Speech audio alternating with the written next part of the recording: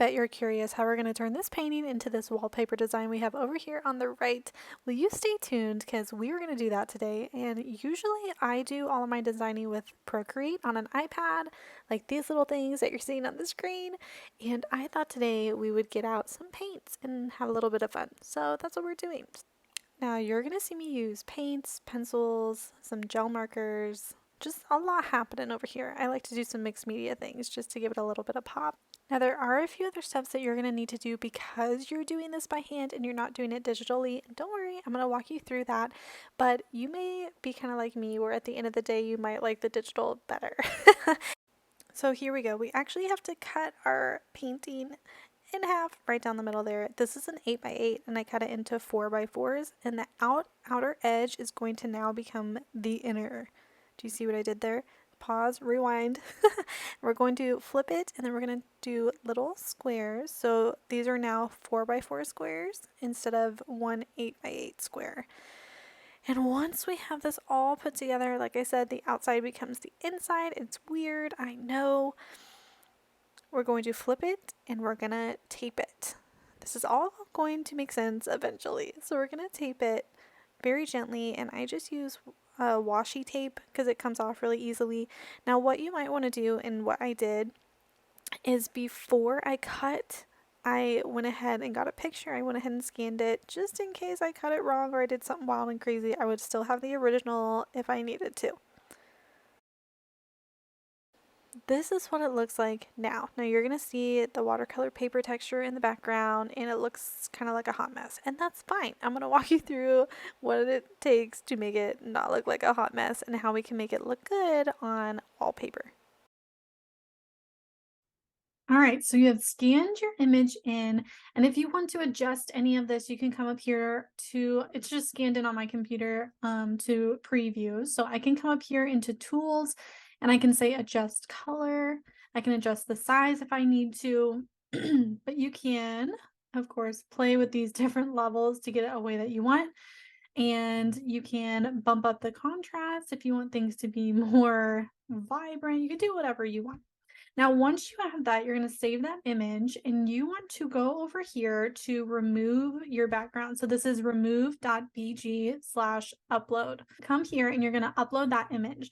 So as you can see, I've already done that, and this is what it's going to look like. So you're going to see a couple little lines here, which is fine. I'm going to show you what to do with that, but this is what your image will look like now. Now your next step from here, you're going to download that image so that you have it, and you're going to go right over here to Canva. So this is Canva. You can get a free account, you can get a pro account. I have a link for you in the description of this video if you'd like to check it out. You're going to go over here to create a design. And then the one that I use is the Instagram post just because it's a square. So that's the one I'm going to be using. And as you can see, this is what it looked like originally when I scanned it in before I removed the background. This is the one that does have the background removed, and you can see a couple little lines here that I'm going to show you how we can remove those. And I'm going to do that right now. So I'm going to click on my image. So you're going to go ahead and upload your image that you downloaded from the background remover website. You can remove your background on Canva. I'm going to show you what that looks like. When I did it on this one, it removed the actual background and it didn't remove the paper background of this. So that's why I had to use the other background site to get the actual paper texture out of there. So I'm going to click here. I'm going to go over here to edit photo. And then I'm going to use the magic eraser. Now, this is a pro tool. You can do a free trial though, and check out the tool and see if you like it. But we're going to go in here to magic eraser, and then this is your brush size. So we can adjust the size of our brush to get in there and start removing any imperfections that we don't want on our final design. And once we get it a way that we like it, where we've removed things that we don't want on there anymore, we're going to go back out. And now we can start playing. What I'm going to play with now, and you do not have to do this, I just kind of like to do it just for kicks, is I'm going to click on my image and I'm going to go over here to say edit photo. And then if I go down here to filters, just for kicks, I like to see, okay, this is like a really nice bright pink, but what if I change the colors a little bit? Like, what would that look like? And so I think these ones are actually kind of cute. It's a little bit more muted, and I can even adjust if I want it, not as dark. I can adjust the colors there. I can make it a little more purple if I want to. I think Canva is just so cool. You can really do whatever you want on here. You can make them super bright, super pink. That one's kind of nice as well. So once we have our lines kind of figured out, they're all gone. We got rid of any imperfections that we don't want. What I want to do just for kicks is I want to play with my background color. Obviously, we deleted the background here, so we just have some floating flowers and a little bit of designs there. And what I'm going to do is see what this would look like if I had a color for the background. Maybe I'll like it, maybe I won't, but it's something fun to play with and we can just have some fun with it and see what happens. This is what I'm liking right now is these florals on this really light pink background. So I'm going to go ahead and do this and go ahead and save this image. Now that I have that image ready to roll, I'm going to go over to Spoonflower and I'm going to go to upload a design. I'm going to say choose a file.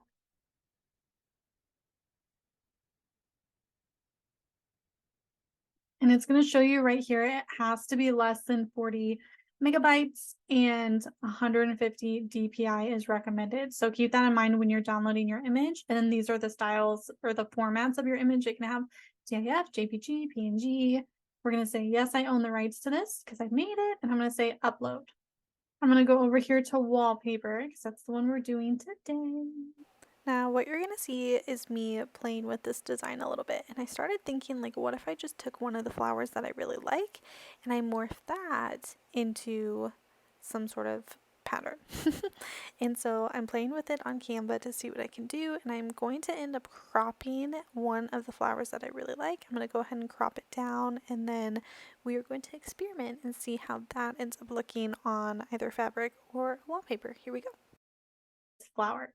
So what I'm going to do, I've cropped my image, as you can see. This is what it looked like before. This is what it looked like before, and I wanted to crop down so I have this flower. So I'm going to crop it down.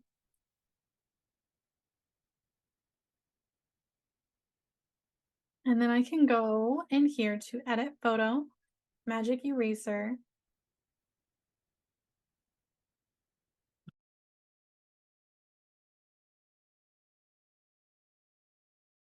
And we are good. So this is what we're left with right now, which I think looks super cute.